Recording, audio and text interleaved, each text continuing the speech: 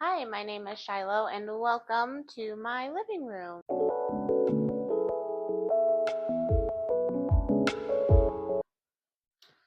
I have an October hopeful group here. I only have 8 books. I didn't read too much last month. So these are all the books I'm hoping to get to in October. It's my birthday month, so I have some time off from work, so I'll be able to read a little bit more. Um, but it's also my anniversary. I got married on Halloween, so we'll be celebrating our anniversary. So, out of the 8 books, this first book is a book that I have a book club with some friends from work, and we have Listen for the Lie. Um, Another disclosure about me is I don't really read synopsis. Sometimes they just give away too much of the plot, or the whole book is in the first part of the synopsis, and then what fun is that? Um, I did start this book already. I'm on about page 54, chapter 9. So far, this book is about Lucy, who had a best friend named Savannah, Savvy. Um, Her friend is dead, and she doesn't know if she killed her or not. She has no recollection, and if she killed her or not of that night. But they found her in her friend's blood walking around, and there's a podcaster that's bringing it back to like 5 years later. So it's a pretty quick read so far. We'll see how it goes. And then I have The Eyes Are the Best Part. This is the Evernight edition. The M Papers. Um, so what I gather from this book is this is about this girl whose mom starts dating your typical middle-aged white man who's creepy and gross and a jerk. And she starts fantasizing, I guess, about eating big juicy eyes, preferably his eyes. Um Her name is G1. This is a debut, and I've heard pretty good things about it so far, so I'm hoping that it'll be a good read for October. Another one that I have is Incidents Around the House. Um, this kind of gives me that movie Mama vibes. I don't know, where that little girl has that mama ghost in her heart, and it's, I don't know, weird. I don't even know if anybody's ever seen that movie, but this gives me mama vibes. It's about a little girl who has other mommy in the house, and other mommy wants to live inside of her heart, which, I heard the audiobook is pretty good. Not too sure if I'll do the immersion reading with this one. Um, the lady, the lady talks. Well, the lady that plays the little girl, I don't know. I might have to preview it, see if it's something that I can listen to. But this is another hopeful. The Quiet Tenant um, is about a guy that's pretty well known in town, and he has a daughter, and he kidnaps women, and he has a woman living in his shed, and he has to move, and he has to bring this woman with him, which, good luck. But then there's like a woman, I think, that starts to want to date him, something like that. We'll see. This is Miggy. This is Miggy Moo.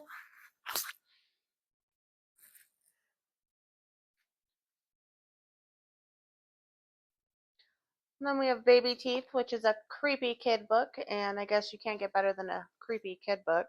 Other than that, I have zero idea what this is about. But I did buy Dear Hannah, and I think that's a standalone, but it's also like a sister book to this one. So figured I'd read that before I read Dear Hannah.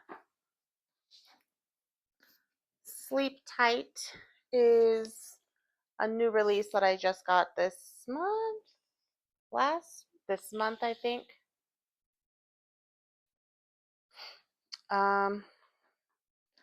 This one I think is about a guy that dresses up like a priest and kills people. That is kind of a nightmare. Let's see. Oh, he goes by the name Father Silence. So he dresses up as a priest, goes out, kills people.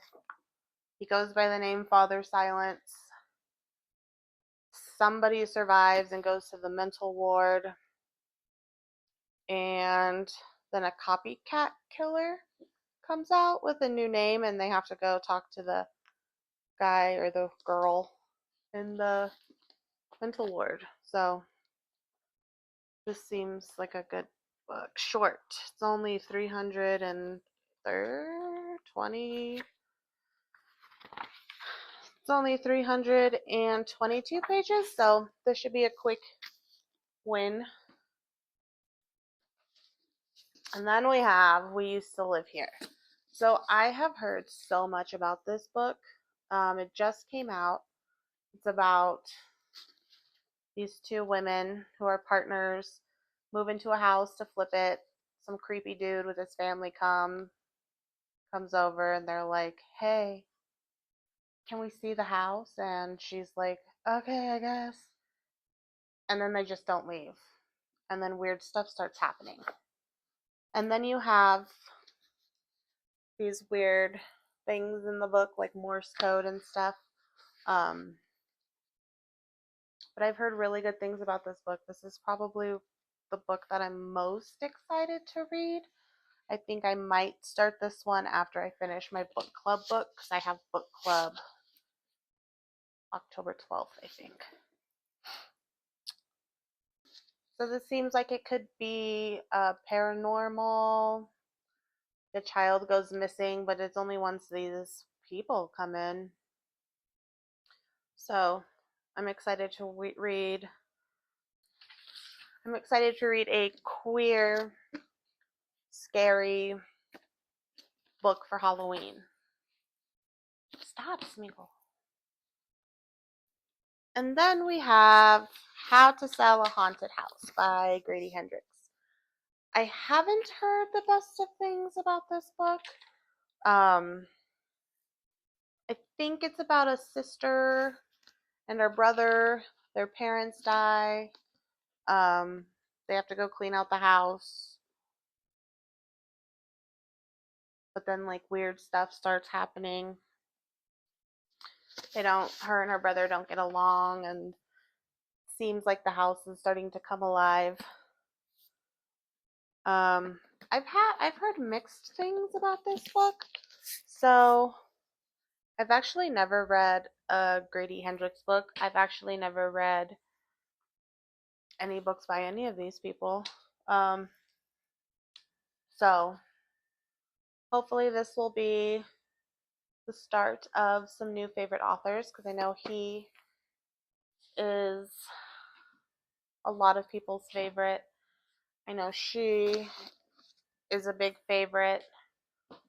And of course, you know, he made that movie.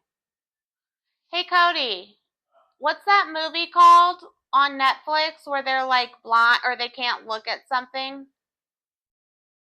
Bird's Nest? I don't think it's called Bird's Nest. Bird Box. And then, of course, this guy, you know, the Josh Malerman who wrote Bird Box. I haven't seen the movie. I'd rather read the book than watch the movie. I'd rather read the book than watch the movie afterwards. Um, but like I said, I've been in a 10-year reading slump, and I'm a consumer at its finest. So I'm always looking for books that I've missed out on. I'm looking for new books, older books. Um, these are really all the creepy books I have. I like to read fantasy most of the time. Um, so if you have any suggestions for me of any genre, I'm really open to any genre. Let me know down below. And thank you for watching my very first video, and I'll see you in my next one. Bye!